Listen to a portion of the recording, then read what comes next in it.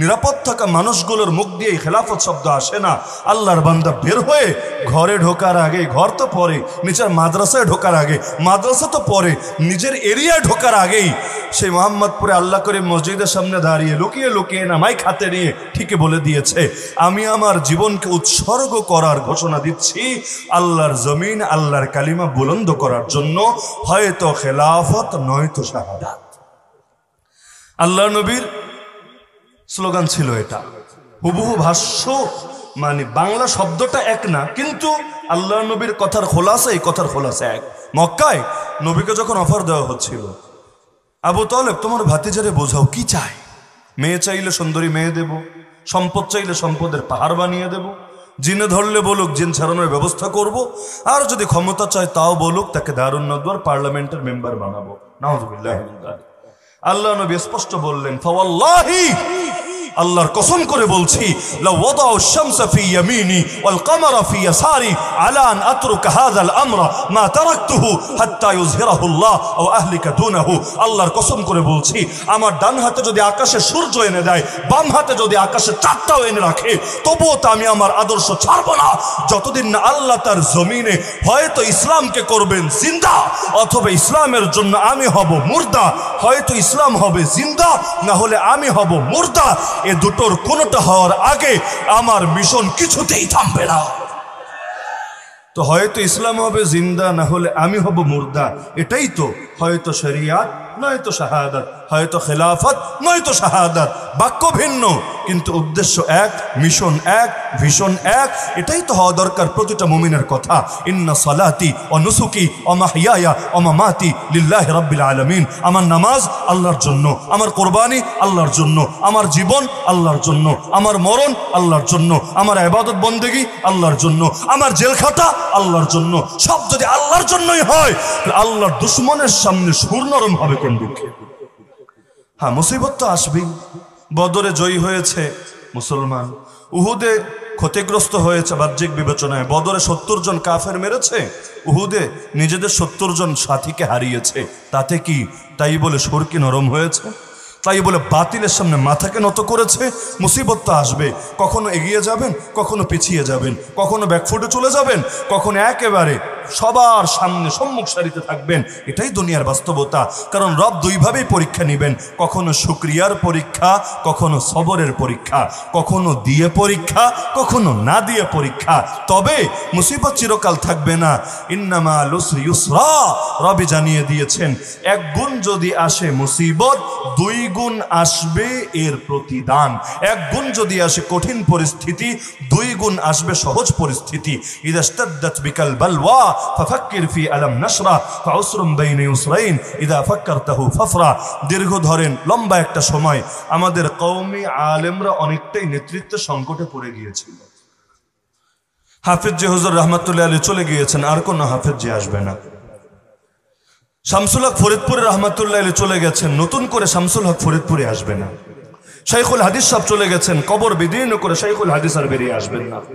মুফতি আমিনী চলে গিয়েছেন, যতই আফসোস করেন মুফতি আমিনীকে আর সামনে দেখতে পারবেন না। খতিব ওবায়দুল হক চলে গিয়েছেন, যতই আফসোস করেন আর ফিরে পাবেন না। নূর হোসেন কাসেমি চলে গেছেন, যতই চোখের পানি ঝরান দ্বিতীয়বার তার দেখাই জমিনে পাবেন না। আরে আহমদ শফি জুনায়েদ বাবুনগরী রাহিমাহুল্লাহ চলে গিয়েছেন, যতই তাদের স্মৃতিচারণ করেন, যতই নস্টালজিক হয়ে যান, কিন্তু লাভ নাই, তাদেরকে আর সামনে খুঁজে পাবেন না। কিন্তু তাদের অবর্তমানে যারা উম্মার হাল ধরার মতো ছিল, আরে যারা জামানার হাফিজের ভূমিকা পালন করতে পারতো, জামানার ফরিদপুরের ভূমিকা পালন করতে পারতো, জামানার আহমদ শফি, জামানার বাবুনগরী, জামানার নূর হোসেন কাসেমি, জামানার খতিব ওবায়দুল হক, জামানার শাইখুল হাদিসের ভূমিকা পালন করতে পারতো। দীর্ঘদিন যখন তারাও ছিল কারাগারে বন্দী, অনেকেই হতাশায় পড়ে গিয়েছিল, অন্যরা টিটকারি মারতে শুরু করে দিয়েছিল। তারা ভেবেছিল এই বুঝি লয় হয়ে গিয়েছে, এই বুঝি ক্ষয় হয়ে গিয়েছে, এই বুঝি নাশ কপালে নেমে এসেছে। তারা জানে না ইসলাম জিন্দা হোতা হ্যায় হর কারবালা কে বাদ। আর ইতিহাস দেখলে অনেক কিছুই তো মনে হয় পতন আর পতন আর পতন। সৈয়দনা হুসেন কাফেলা নিয়ে বের হলেন, কারবালার প্রান্তরে তার কাফেলার গতি থেমে গেল। সৈয়দ আহমদ শহীদ কাফেলা নিয়ে বের হলেন, এই মে মাস মাসের 6 তারিখ বালাকোটের প্রান্তরে তার কাফেলার গতি থেমে গেল। আরে সেই অতীত যুগেও দেখেন সুলতান টিপু মেহনত শুরু করলেন, কিন্তু এক পর্যায়ে এসে গাদ্দারের কাফেলা থেমে গেল। আরে তার সবচাইতে ভরসার লোকটাই তার সঙ্গে গাদ্দারি করে বসলো।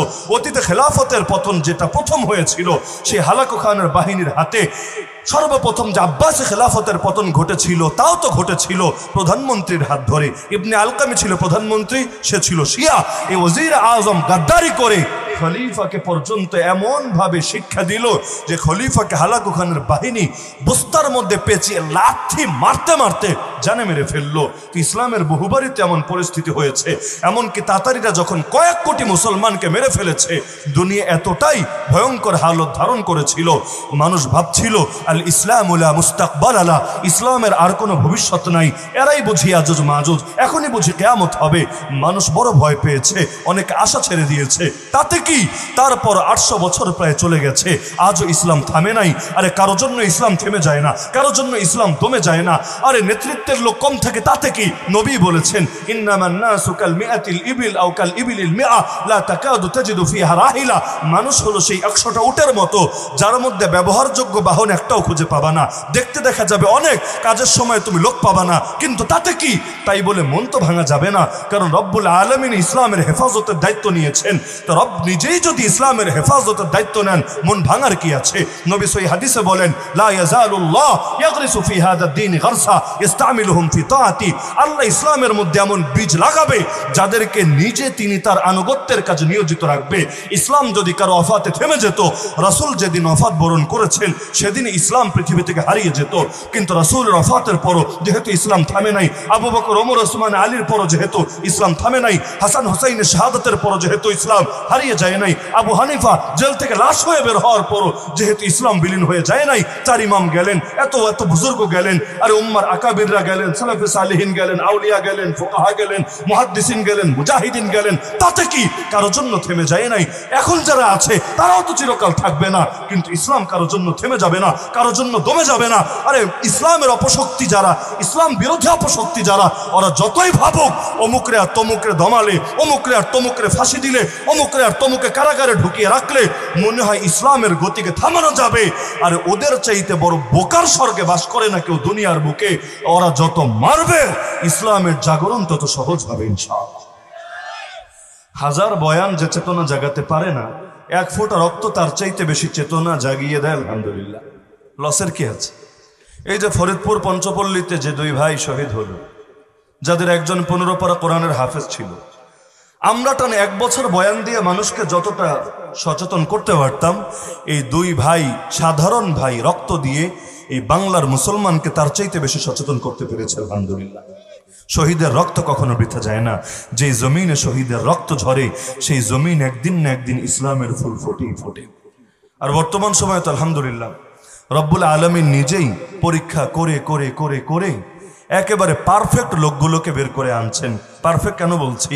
কারণ আপনারা তো দেখতে পান বিভিন্ন সময়ে, বিভিন্ন বছরে অনেকেই ঝরে যায় মাঝপথে।